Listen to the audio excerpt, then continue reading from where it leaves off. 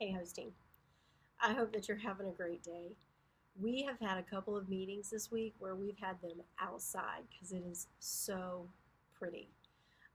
So I'm sending you this email, and I want to make sure that you guys accept or decline so that we know if you're going to be here this weekend.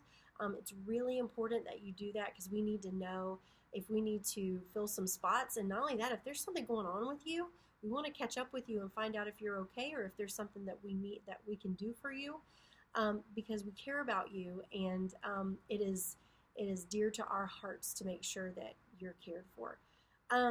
So, speaking of being cared for, I wanted to share something with you, a little bit about my journey, and maybe you can resonate a little bit with it. I'm not sure.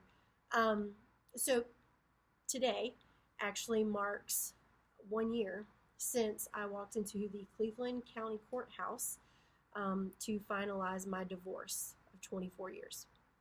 Yeah, it's a long time. My entire adult life. My entire adult life. I had been married. And then suddenly, I was not. Um, and, when I was younger, I remember this verse kept coming to me every time something crazy would happen in my life. And I realized this is my life verse. And it was Romans 8:28. For we know that God works all, all things for the good of those who love him and are called according to his purposes. And here's the thing. That being my life verse for so long, I walked out of that courtroom and thought to myself, how? How, God? How could this possibly work for your good? Because in my mind, there is no way anyone can work this out. This is a disaster.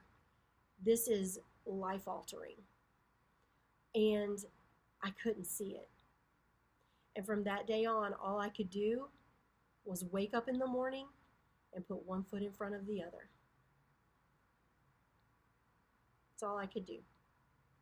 Some of you guys remember how I was in June when I first got here. I was not the happiest person on the planet because I was still trying to figure out what is going on.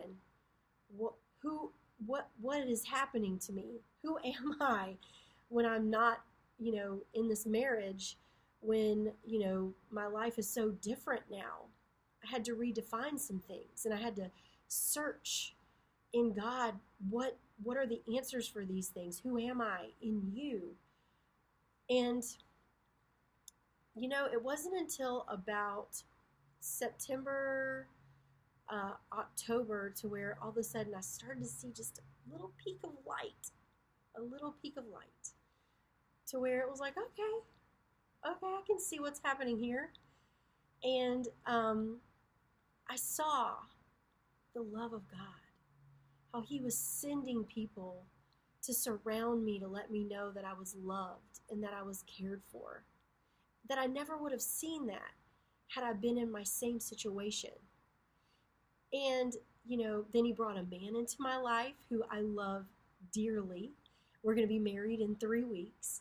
And God has used him in such a big way to show me who I am in Christ and what I'm worthy of. And it has just been such a beautiful thing of just taking off that cloak of just ugliness that I was sitting in for so long.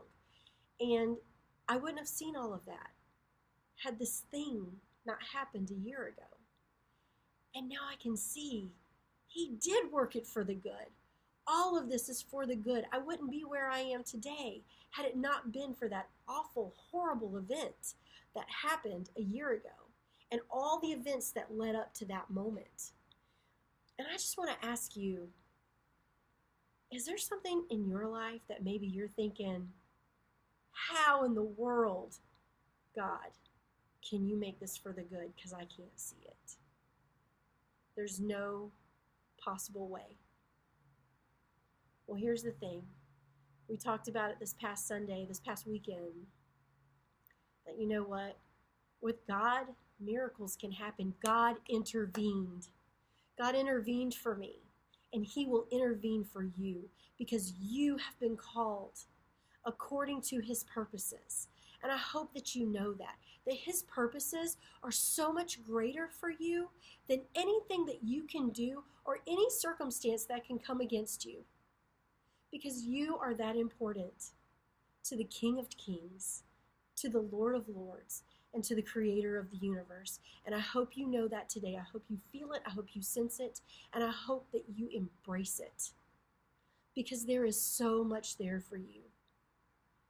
So whatever it is in your life, if it's a sin, if it's a circumstance, if it's another person that's causing you to lose hope, I'm telling you, don't.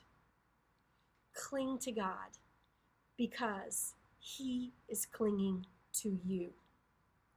All right, guys, I love you, and I cannot wait to see you this weekend because it is Mother's Day, and we are going to celebrate the beauty of what God has put into woman, that even though we may not be mothers to children, we are spiritual mothers, and that is so good.